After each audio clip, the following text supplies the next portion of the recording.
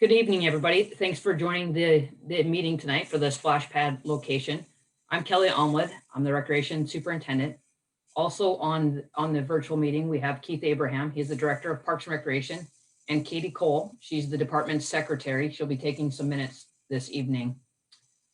So as we go through this presentation, when we get towards the end, we'll have a question and answer session. At that point in time, I'll go through how you can ask questions, either raising hands or we'll have a Q&A at that point. So if Keith goes to the first slide. So our meeting purpose this evening is to explain what a splash pad is. We'll have some good pictures, which will give you a visual of it. The criteria for selecting a potential site, review of the potential sites, and then gather feedback. Just for your information, the feedback we gathered this evening will be presented to the Park and Recreation Commission at their meeting next Thursday, March 25th at 4:00 p.m. At that point in time, we'll ask them to make a recommendation to City Council on the location of the splash pad. After that, it will either go to the April 13th or 27th City Council meeting for a decision on the location of the splash pad. So what is a splash pad? As we move into the next slide, a splash pad is zero depth, so it has no standing water. It can have some slope to it, but there's no water standing on the surface. It has in-ground spray features, also above ground water features. It comes with a programmable timer. We can set the timer to be, for instance, 11 a.m. to 7 p.m. So that's the only time the splash pad would be operable. It has an activation button, which will show you some pictures as we get through this, and also a recirculation system. I'll explain in a later slide. So zero depth, as you can see in these pictures, there's no standing water on the surfaces of the pad. On the left, we have more of a concrete surface, lighter colors, some shading of the colors. On the right, it appears to be more of a rubber surface with some different colors, the blues and the greens. We have not determined a surface locate or surfacing type yet, but as you can see, no standing water, and the water moves through the splash pad. So in-ground spray features. With these, they are basically coming from the ground and spraying up. So you can see in the picture on the left, we have little spray, we have higher sprays. In the picture in the middle, definitely a higher sprays. You can also have angles, different features, but the key to remember here is all the features are in the ground and they're spraying upward and outward on the pad. So above ground water features, these are just examples. We have not decided on any sort of features for the splash pad. They're just examples. So as you can see in the middle one, we have some rings there. People can run through the rings. In that same picture, there's a dump bucket. The bottom one just below it has some different play features. The picture on the right, the gal is shooting a cannon. These are usually, you can move them so you can spray different people. So these are above ground water features. Like I said, these are just examples of what's out there. So as we move into the activation button, like I said, the splash pad will only be able to turn on the hours that we program it for. So if we say 11 a.m. to 7 p.m. on the left, the gal just is pushing the button and the splash pad would come on. You can program it so all features come on at once or they come on in a sequence. The middle picture there, the gal is putting her hand on the splash pad to activate it. And there are some where you just step on it and the splash pad would be activated. So the two types of systems, there's basically a flow through system and a recirculation system. We did look at both options and they were presented to City Council, and City Council did decide to go forward with the recirculation system. The difference is with the flow through system, the water is potable and it basically flows through the system into the storm drain. And basically, if we were anticipating a Memorial Day to Labor Day season, we were going to estimate about 6 to 7 million gallons of water would pass through. However, in a recirculation system, It is more like a pool. The water actually flows through the system. It is treated just like a pool, so it's a closed system. This is similar to what we have from an aquatic center or municipal pool. There is we can disinfect the water. With this system, we'll be using about 650,000 to 750,000 gallons of water per season. Keith, did you have anything to add with the recirc system? No, I think, as far as from a maintenance standpoint, we would have to add chemicals, test chemicals throughout the day. And occasionally, every so often, every couple of days, we would have to backwash the system. So there would be some maintenance that would be required with this system. Thank you. So like location criteria, these were the location criteria we looked at. And the biggest one, 3, were restrooms. We do follow, there's 2 aquatic codes we follow, the Iowa Department of Public Health and also the Model Aquatics Code. And the restrooms has to be within 200 feet of the splash pad and then within clear sight lines. Out of the floodplain, we currently have a wading pool at Brookside Park. We have a staff member out there. It holds about 18 inches of water. That is in the floodplain. So when we flooded Brookside Park, it has been closed due to maintenance issues with that being in the floodplain. Fit within park philosophy, we'll get to that when we get to the actual criteria. Space available in the park. Is there a relatively flat space to put the splash pad in? Is there parking available? Is it visible from the road? And we talk about visibility from the road. Can people see it when they're driving by, not only for amenity in the park, but also safety? Minimize maintenance issues. Is there a lot of wooded brush, trees, etc., that we're going to have more maintenance issues? Community equity. When we talk about community equity, we're talking about not putting all of our amenities in one certain part of town or the other. So spreading our amenities out. And then, is it easy to access? Is the park easy to access? Do you want to touch on safety at all, Kelly? Oh, I'm sorry. Yep, safety. When we talk about safety, we're talking not only about safety getting to the park, whether walking or riding a bike, but also, is it hidden from people to see it? Is it in our sight lines? Is it hidden in a park? Just so people have eyes on it at all times. Location options. So currently we have 38 parks within the city of Ames. We did analyze all the parks in Ames. However, when we get down to the restroom requirement, we end up with these 8 parks. Like I said earlier, there does have to be a restroom within 200 feet and have clear visibility from the splash pad to the restaurant. So this is we're left with. And when we're talking about a restroom, we're talking about a permanent structure. So it cannot be a portable toilet. It has to be a permanent structure.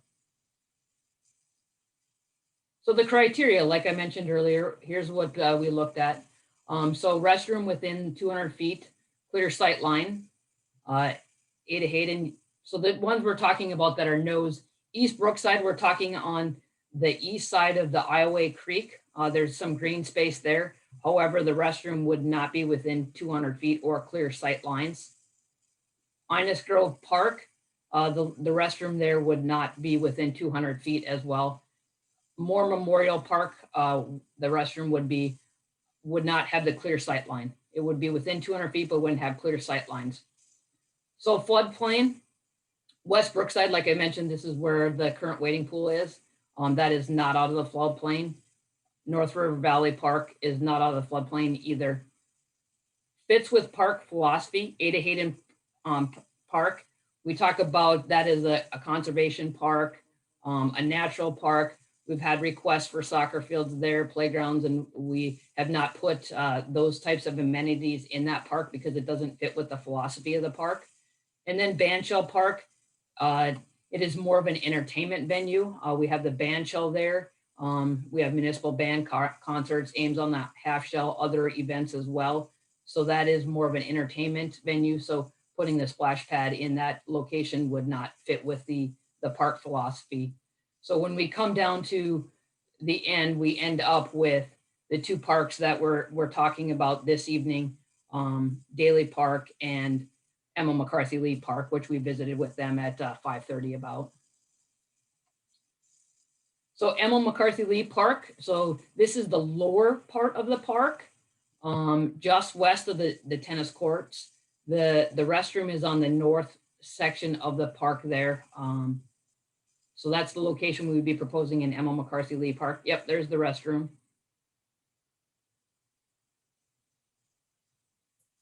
And then at Daley Park, Wilder is on your left side of the screen. And the location we would be proposing at Daley Park is in that yellow box right there. The restroom area, shelter area is just to the, yep, to the south of there.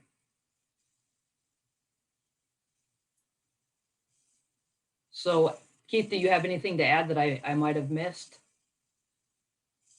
I think you did touch Memorial Day to Labor Day. Yep. You mentioned that time frame. You know, Kelly has mentioned 11 to 7. You know, that is something that we've talked about, but the actual hours we've not looked at. I don't know, Kelly, do you just want to maybe touch on the real quick the process that we're going through?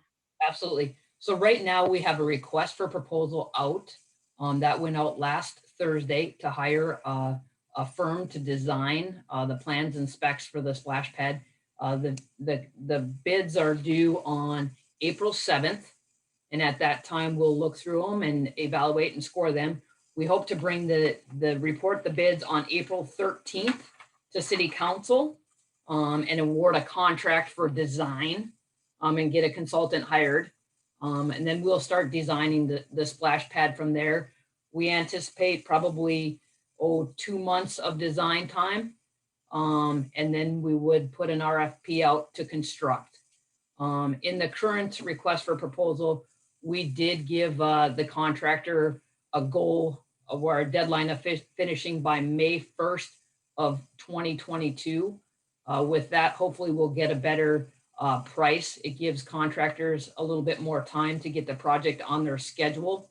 So hopefully we'll be ready to open the splash pad by Memorial Day weekend of 2022. So with that, we would open for questions, comments, concerns. There's 2 ways you can provide feedback. You can either raise your hand, which is in the bottom, or there's a Q&A, and we'll read out all those questions and answer them from there.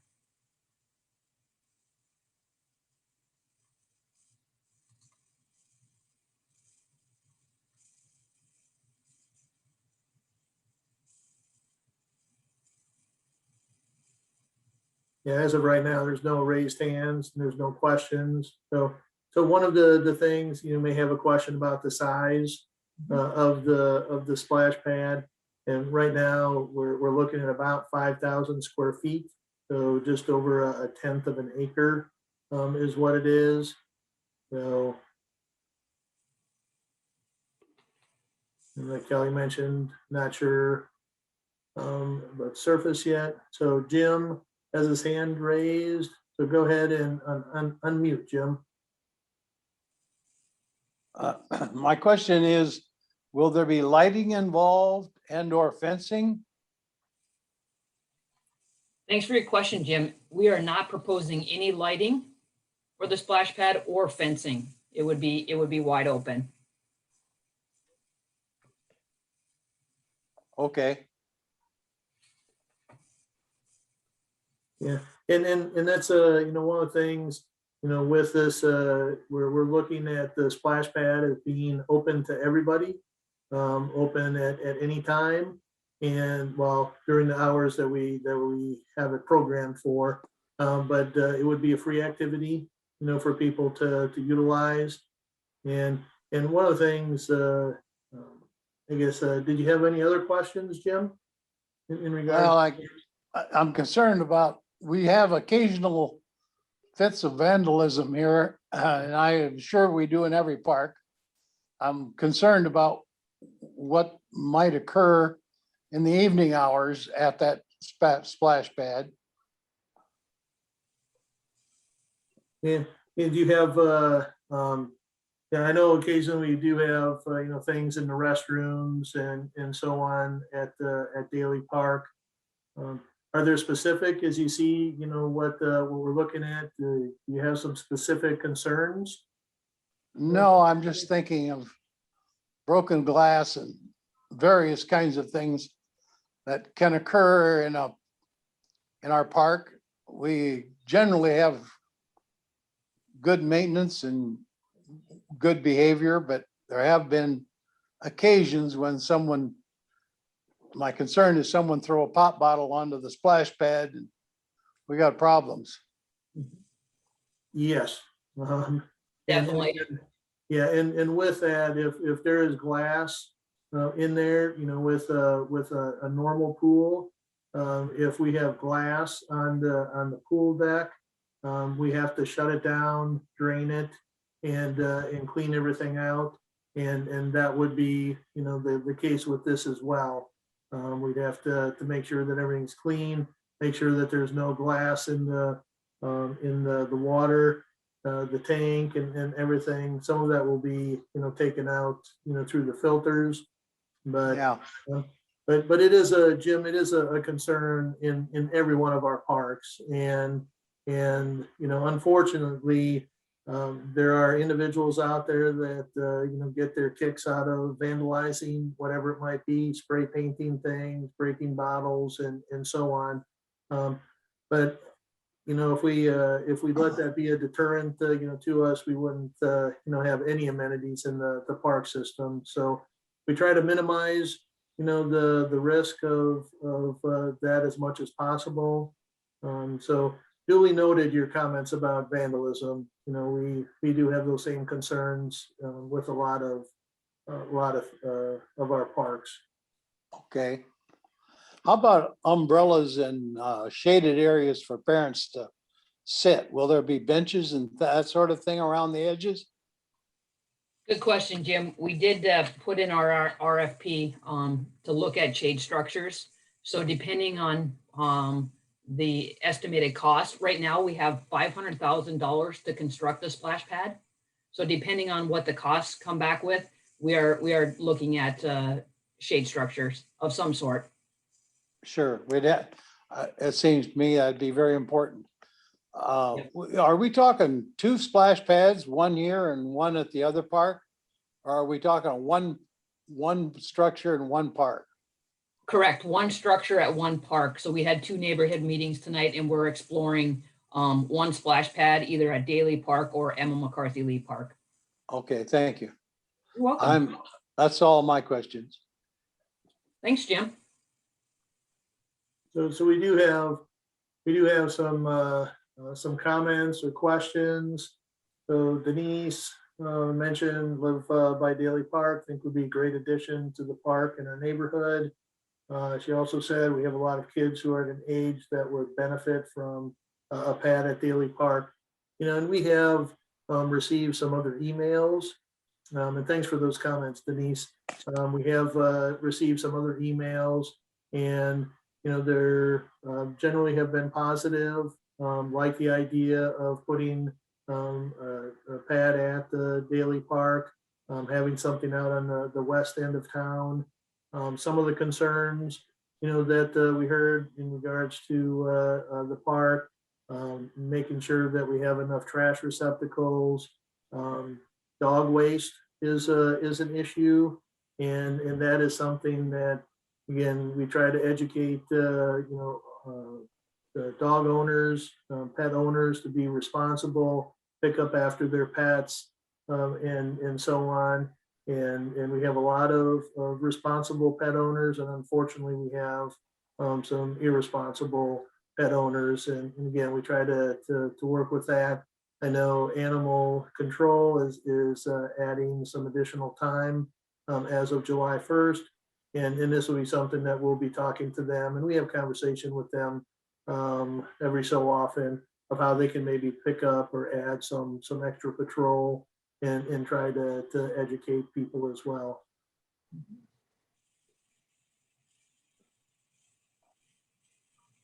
So don't see any other hands. Up. Too late. Yeah, if you're done, Jim, you can go ahead and mute.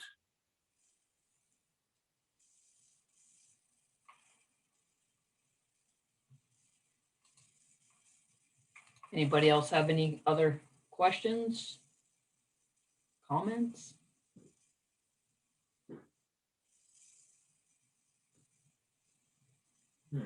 Anything that we haven't covered? Oh, Jim looks like he has his hand raised again, so go ahead and you can unmute, Jim. Yes, sir. What about the facility in the winter? Is it completely a flat space in the wintertime, or do we leave up the structures that are there?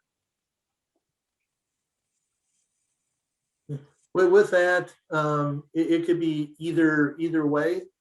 And that's something that we'll get more direction, from our consultant in regards to that.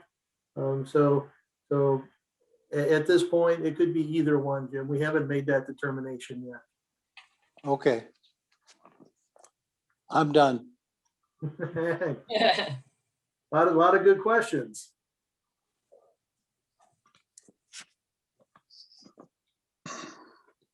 We don't, there's nobody else with their hand raised. And No questions. no other questions. And I guess one of the things that we could do is if you think of other things, we will put this information on our website, and you can access the PowerPoint. If you have neighbors that didn't get to see it, have questions, you can direct them to our website to take a look at the PowerPoint. But if you do have any other questions, any other comments, any concerns, you can go ahead and send them to me. My email address is there, phone number, either way, whatever works best for you. And like Kelly mentioned, we will be taking this to the Parks and Recreation Commission next week, Thursday, the 25th.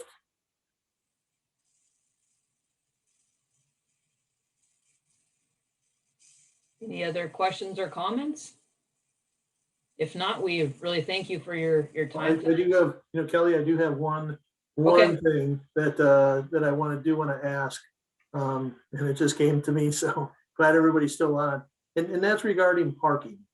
So we do have the parking lot, there, it can hold about 20 cars. But one of the things, on-street parking, which would be there for overflow, and we would anticipate, at times there could be 50 to 75 people at times could be using this. So generally they will come as families and so on. So there might be 3-4 people at to a vehicle.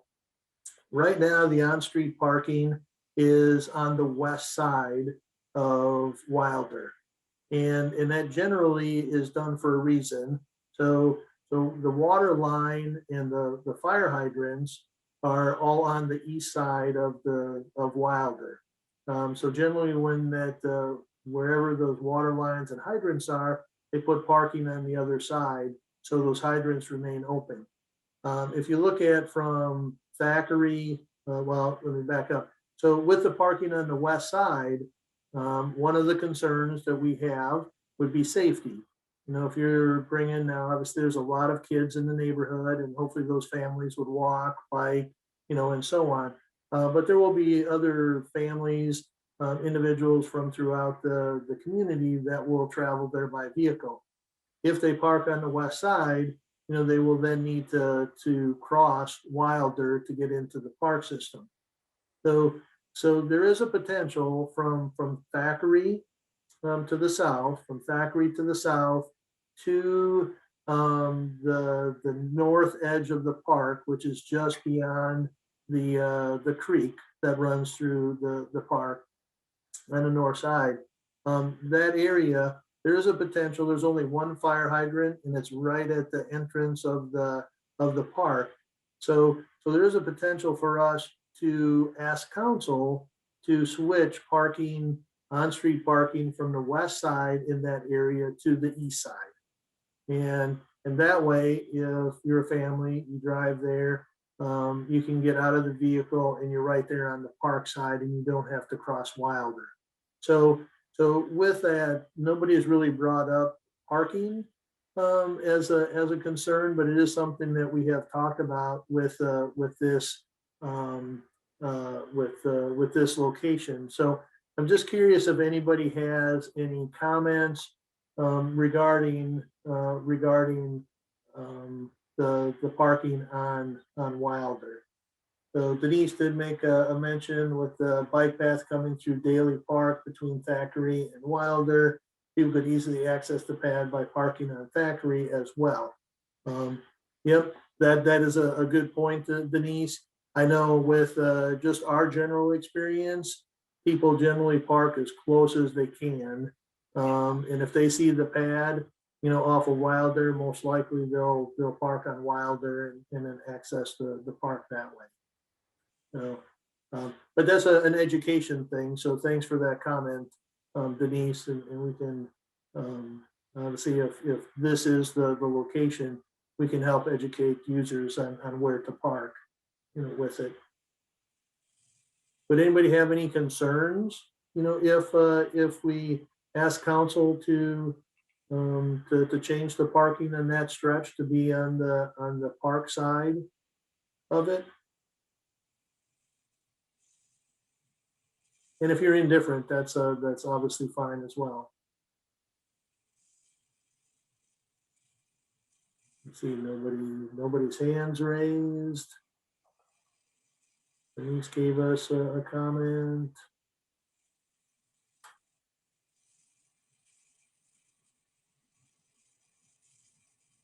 All right, if not, if you think about it again, you can send me an email or give me a call.